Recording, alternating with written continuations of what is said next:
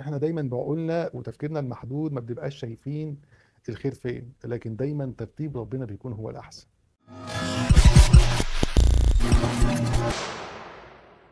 ازيكم عاملين ايه؟ انت ما تعرفش بكرة مخبي لك ايه. كلمة كلنا سمعناها من اهالينا الاكبر مننا وكل الناس اللي عندها خبرة في الحياة، خصوصا في الوقت اللي عندنا فيه مشكلة ومستنيين حل المشكلة دي وبسرعة. فيتقال لنا انت ما تعرفش بكرة فيه ايه، لان دايما ترتيب ربنا سبحانه وتعالى لينا احسن ترتيب. بس احنا ما بنبقاش شايفين، احنا بنبقى عايزين الحاجة اللي نقدر نمسكها بايدينا ونشوفها دلوقتي. انا بشوف ان القدر ده هو الرزق الخفي، هو متشال ليك وهيجيلك وعلى قد جهدك وتعبك وسعيك ربنا هيجازيك وهيرزقك.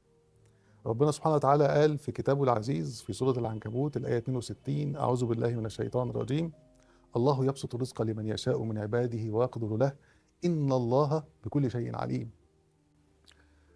عندي النهاردة 3 حواديت حلوين عشان نشوف ربنا سبحانه وتعالى إزاي جعل أقدار أصحاب الحواديت دي للأحسن من دون ما هم يرتبوا. أول حد معانا عايز أتكلم عنه النهاردة الممثل الأمريكي المعروف هاريسون فورد. هاريسون فورد بدأ حياته بمجموعة من الفشل والإحباطات، لدرجة إن الراجل قرر إن هو يشتغل نجار علشان خاطر يقدر يدفع إيجار بيته ويجيب ياكل ويشرب. نسي حلمه إن هو يكون ممثل وقرر إن هو بس يركز إزاي هيجيب فلوس يدفع بيها الإيجار وياكل بيها. وفي يوم من الأيام هاريسون فورد تم استدعائه إن هو يعمل دولاب في بيت المخرج جورج لوكاس. جورج لوكاس طلب منه إن هو يعمل دولاب بصفته نجار مش بصفته ممثل. فعلا هاريسون فورد راح علشان يعمل الدولاب جوه البيت. المخرج شافه، حس إن طريقته عفوية وجميلة. في الوقت ده جورج لوكاس كان بيحضر لفيلم حرب النجوم، من أكبر وأحلى الأفلام اللي اتعملت في هوليوود، وما كانش لسه استقر على البطل بتاع الفيلم ده. لما شاف هاريسون فورد وهو بيشتغل واتكلم معاه أكتر من مرة، حس إن طريقته حلوة وعفوية. عرض عليه إن هو يقرأ السيناريو، قرأه قدامه، عجبته طريقته، عرض عليه إن هو يمثل الدور. You made a fair move. Screaming about it can't help you. Let him have it. It's not wise to upset a Wookiee. But sir, nobody worries about upsetting a droid. It's because a droid don't pull people's arms out of their sockets when they lose. ومن هنا بقى النجم العالمي هاريسون فورد. ربنا سبحانه وتعالى أراد إنه يحطه في المكان المناسب مع التوقيت المناسب فتتحول أقداره للأحسن. هاريسون فورد عام 1997 اتصنف الأول على أفضل 100 ممثل عالمي. 2016 حقق إيرادات تتخطى 4.6 مليار دولار. تم تصنيف الإيرادات العالمية 2016 لأفلام هاريسون فورد بما يقدر بأكثر من 6 مليار دولار. سبحان الله على الأقدار، ربنا سبحانه وتعالى جعله في المكان وفي الوقت المناسب عشان خاطر قدره يكون لحاجة هو نفسه ما توقعهاش وما تخيلهاش. الدكتور مصطفى محمود اللي أنا شخصيا بحبه، صاحب برنامج العلم والإيمان، الراجل الجميل ده اتولد في المنوفية، اتخرج في كلية الطب سنة 1953 وتخصص في الأمراض الصدرية. فكان من الطبيعي إن الدكتور مصطفى محمود يكمل في سكة الطب اللي هو بدأها، وإن هو يكون استشاري في الأمراض الصدرية ويقعد في عيادته ويستقبل المرضى ويعالجهم. لكن ربنا سبحانه وتعالى أراد له سكة تانية خالص. ربنا سبحانه وتعالى ابتلاه بمرض فخلاه يعتزل الناس لسنوات، ولكن في العزلة بتاعته دي قرأ كتب كتير جدا في الفلسفة والتاريخ، وبقى من هنا الدكتور مصطفى محمود المفكر. الدكتور مصطفى محمود ألف أكتر من 89 كتاب، عمل أكتر من 400 حلقة في برنامج العلم والإيمان اللي كلنا استفدنا بيها.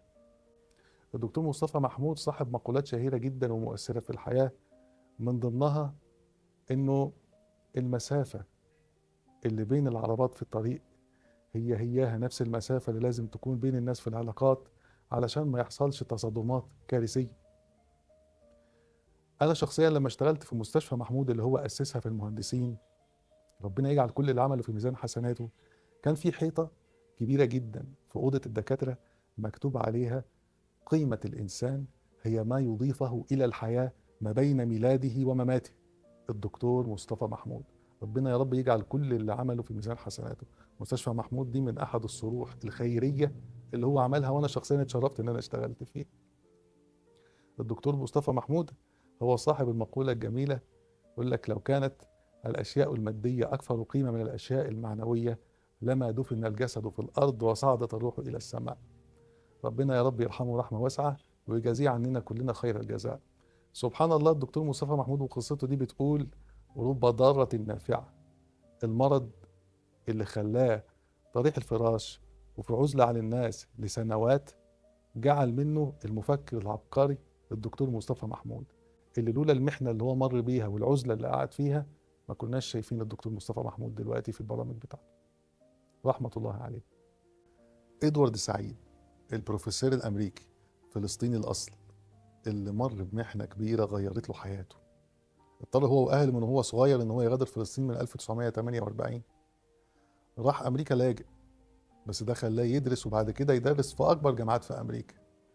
بعد كده بقى أستاذ في جامعة كولومبيا، أستاذ زائر في جامعة بيل، عضو الجمعية الأمريكية للفنون والآداب، عضو الجمعية الملكية للآداب، عضو النادي الدولي للقلم.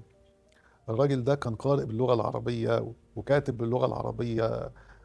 من أبرز الكتب اللي ألفها هو كتاب الاستشراق، اللي كان بعد كده مرجع للنقد الثقافي لدول كتير. كتب مذكرات خارج المكان اللي خدت بعد كده جايزة أنيس فيلد. الراجل ده لولا الظروف والمحنة اللي تعرض لها واضطرته إن هو يسيب بلده ويسافر ما كانش بقى هو في الآخر البروفيسور إدوارد سعيد. مش بس بقى البروفيسور إدوارد سعيد بروفيسور الجامعة، بالعكس ده بقى صوت وسفير لبلده في كل مكان في العالم. وبعدين احنا هنروح بعيد ليه؟ انا عايز احكي لكم على قصة حصلت معايا انا شخصيا. ربنا سبحانه وتعالى اراد انه يعلمني بقى درس ويعرفني ان الاقدار بايد ربنا سبحانه وتعالى، وان ربنا دايما ترتيبه هو الاحسن.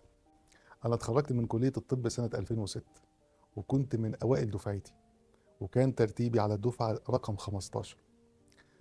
وطلبوا وقت التعيين بتاع الجامعة أول 15 واحد يروحوا علشان يتعينوا. قلت أنا رقم 15، فالحمد لله أنا لحقت تعيين الجامعة وهبقى أستاذ جامعة. قالوا لي وقتها: بس احتمال كبير إن أنت ما تخشش المستشفى، هتاخد حاجات أكاديمية زي مثلا الفسيولوجي، الطب الشرعي وما إلى ذلك من الحاجات الأكاديمية. قلت مش مشكلة، المهم إن أنا أبقى ستاف جامعة.